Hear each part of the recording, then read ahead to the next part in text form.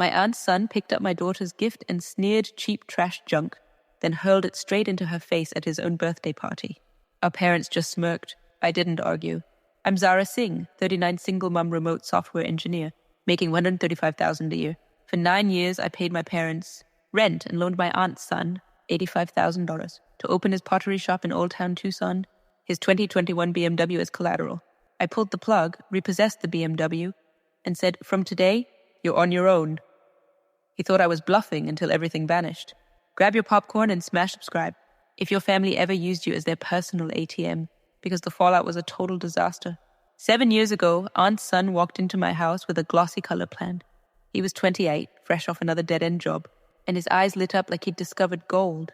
The pages showed hand-thrown mugs, custom planters, and a storefront in Old Town Tucson, prime tourist spot in Phoenix. He talked numbers. Startup costs $85,000. Break even in 21 months, profit margin 36%. I sat at the kitchen table while Kiana colored in the living room, and he slid the folder across like it was a winning lottery ticket. He'd been couch surfing for months after the last gig at a warehouse fell through. Every week he had a new idea. Food truck, vape shop, now pottery. I'd heard it all before, but this time he brought spreadsheets, actual projections. He said the BMW 2021 parked outside could secure the loan if I co-signed. I hesitated. My divorce had finalized 3 years earlier and money was finally stable. Remote coding paid $135,000. No office politics, no daycare rush. But Aunt's son kept pushing. Family helps family. We met Mr. Daniels downtown the next week. Mr. Daniels laid out the terms clean and simple, 6-2 interest. 550 monthly principal due in 6 years. Full title on the BMW as collateral. Aunt's son signed fast, pen scratching loud in the quiet office. I added my name below, heart thumping but steady. The dealership transferred the car to his name the same afternoon. He drove off waving, radio blasting.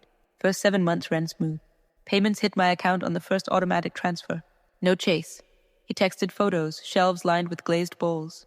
Tourists snapping pics. Chalkboard menu advertising Southwest Collection. The shop's Instagram grew to 2,700 followers.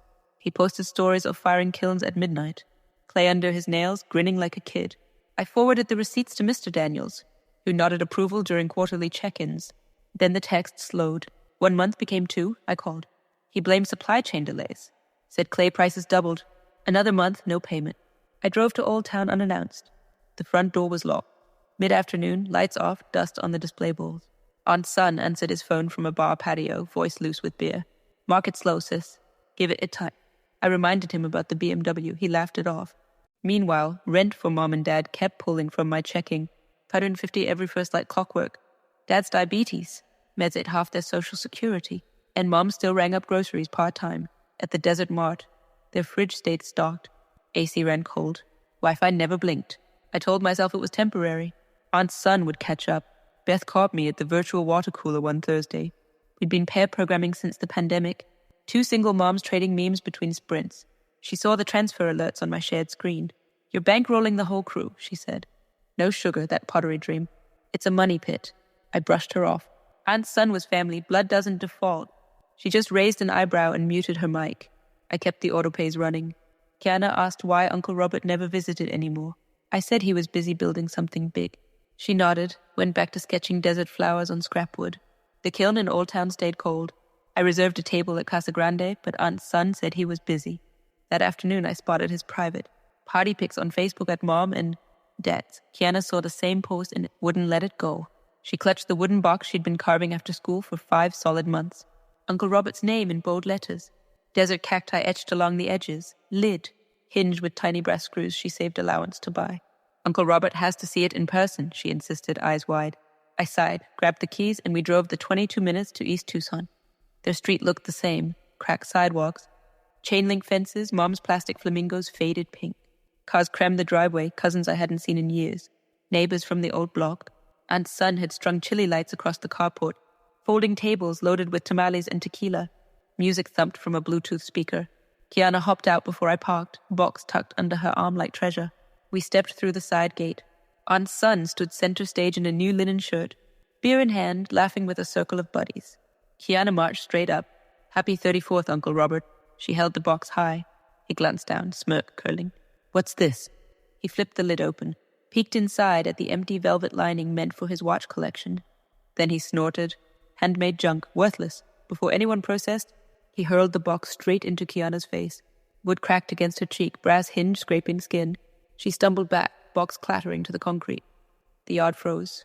Dad looked up from his lawn chair, insulin pump clipped to his belt, and just chuckled under his breath. Mom, wiping salsa from her fingers, shook her head. Kids these days, always with the crafts. A cousin pulled out her phone, started filming. Within seconds, the family group chat blew up. Laughing emojis. Real family right here. Sis and niece not invited, classic. Kiana's lip trembled, a thin line of blood where the hinge caught. I knelt, picked up the splintered lid, saw her 5 months of late nights flash across the broken grain. Aunt's son turned back to his friends like nothing happened. I stood, phone already in hand, snapped a quick photo of the BMW parked crooked on the lawn, his name on the title, my collateral. Then the latest rent statement on my banking app. $41.50 due in 4 days. I typed one line into the group chat, attached both images. You're on your own. Everything stops. Phones buzzed around the tables. Aunt's son's head snapped toward me. You're joking. I didn't answer. Kiana grabbed my sleeve and we walked out past the chilly lights. The gate clanged shut behind us. In the car, she pressed tissue to her cheek, silent. I started the engine, tires crunching gravel. Aunt's son's shouts faded as we hit the main road. Back home, I blocked the group chat. Kiana showered, came out with a butterfly bandage from the first aid kit. She set the broken box on her desk, stared at it a long time, then opened her laptop and started a new design, something sharper, no cacti. I logged into the bank, hovered over the autopay for Mom and Dad's rent. Finger paused, then clicked disable. Confirmation pinged, scheduled payment cancelled. That night, Aunt's son left 5 voicemails. First angry, then pleading. I deleted each one unheard. Kiana fell asleep with the desk lamp on, wood shaving still in her hair. I sat on the couch, stared at the dark screen, and felt the first real quiet in 9 years. The next morning, Mr. Daniels emailed the official demand letter. Subject line, Notice of Default, Robert Brooks loan attached, PDF stamped red. 45-day cure period already halfway burned. I forwarded it to the repo company Mr. Daniels kept on retainer, same outfit that handled foreclosures for half the lenders in Pima County. They confirmed pickup for 11 by sharp, no extensions. I brewed coffee, watched Kiana tape the splintered box back together with wood glue.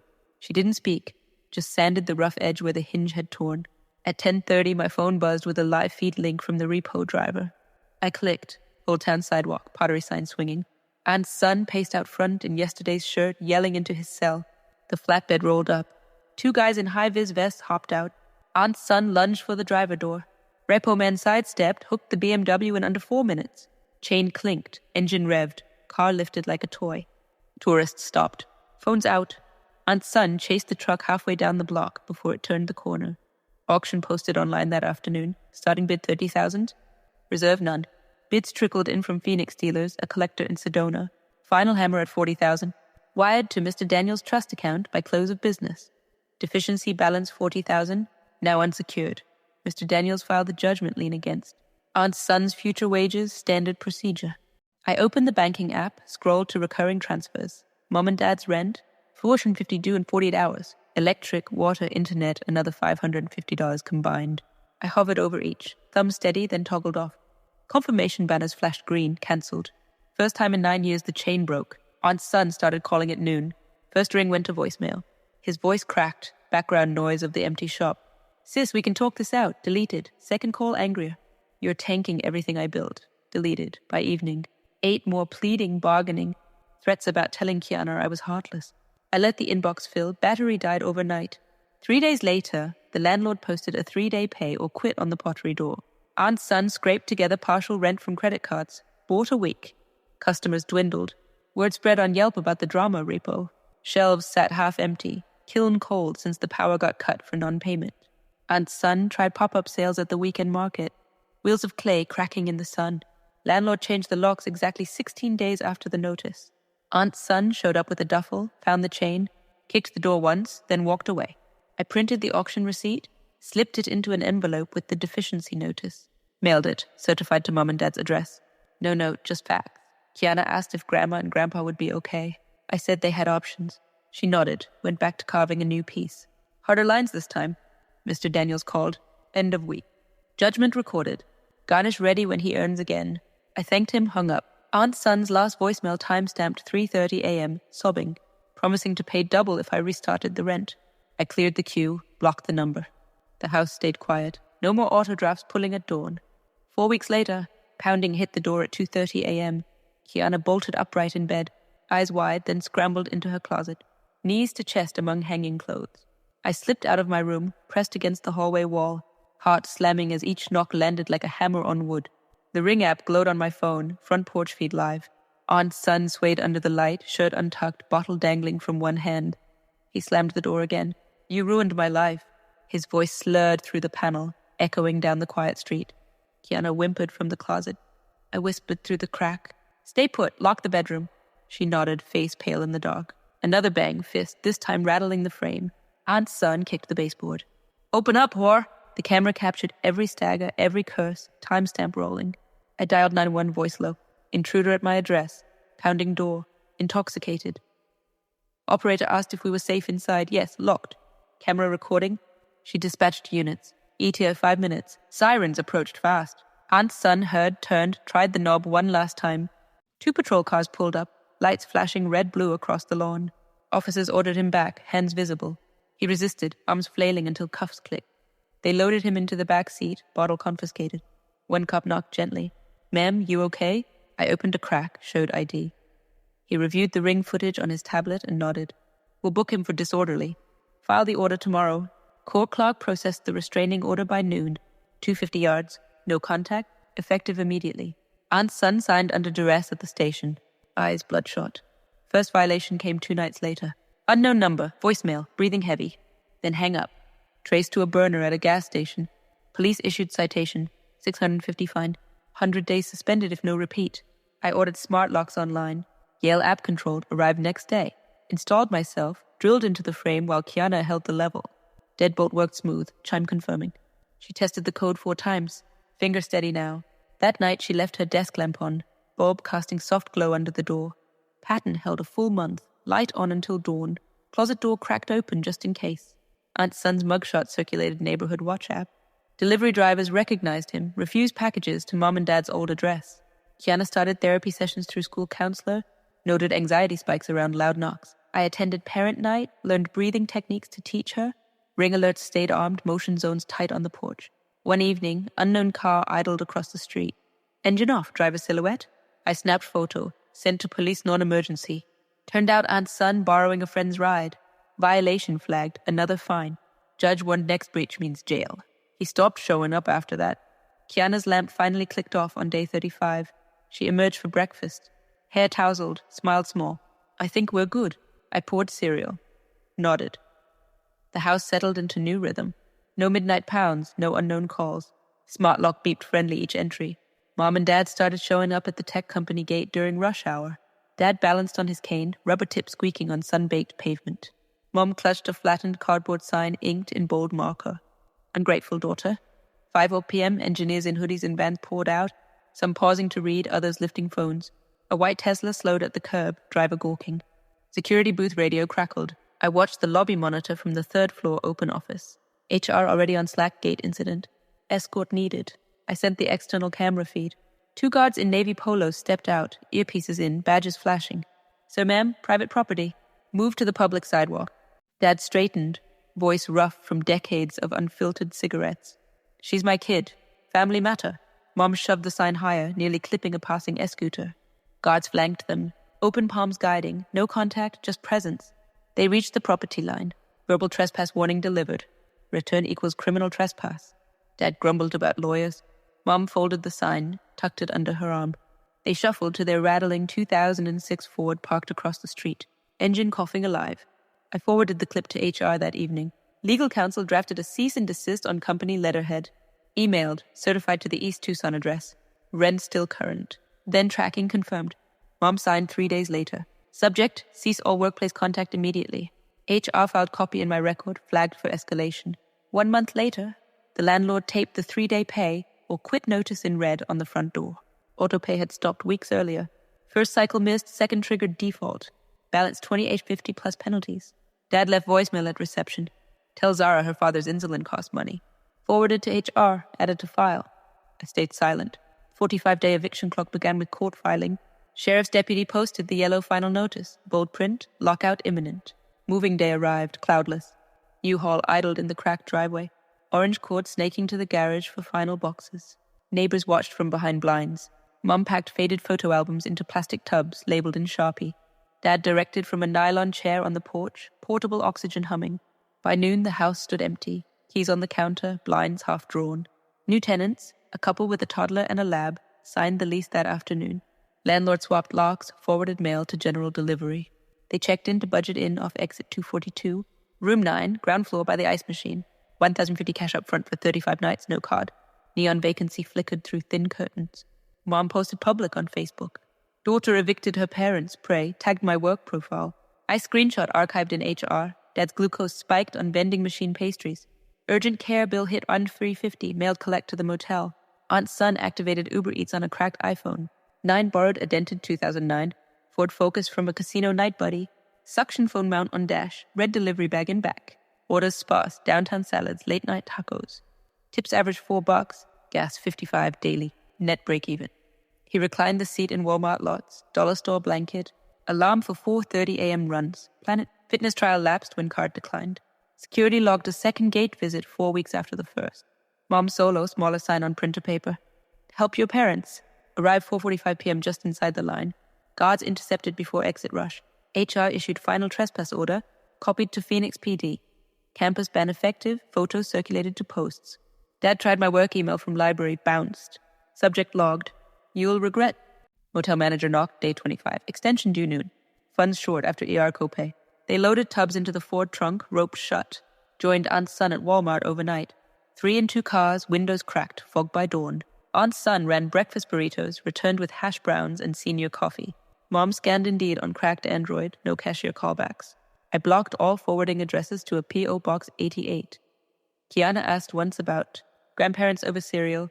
I said, actions have outcomes. She nodded. Sanded a new puzzle box, sliding panels, no nails. Security feeds stayed clean after the ban. No more signs. 1 year later, a handwritten letter arrived from Aunt's son. Envelope postmarked Phoenix. No return address. My name scrolled in shaky blue ink. Inside, 4 pages torn from a yellow legal pad, creased and coffee-stained. Sis, I was wrong. I see it now. The shop, the car, the rent, everything.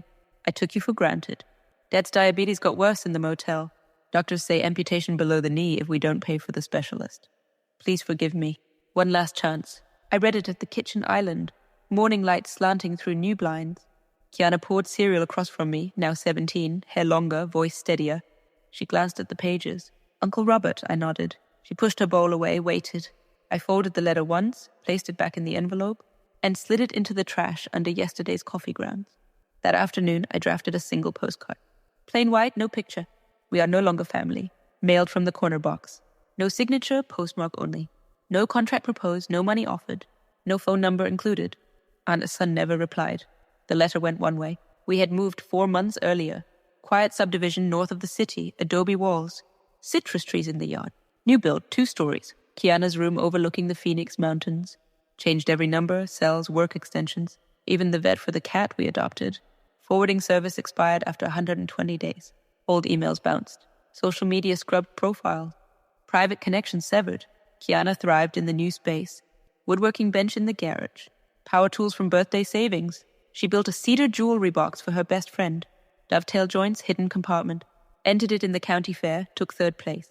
Trophy on the mantle. Blue ribbon fluttering. Therapy ended after 7 sessions. Counselor signed off. Resilient, boundaries solid. I advanced at the company, senior engineer, flexible hours, stock options vested. Beth and I co-hosted virtual game nights. Kids in the background building Lego. No more HR flags. No gate photos. Security feeds archived blank. Rumors filtered through distant cousins. Aunt's son still delivering, Ford Focus on its last legs. Parents rotated between weekly motel. Food stamps approved. Dad's foot saved by charity clinic. Partial toe removal walker. Now mom cashier at a dollar store. Name tag crooked.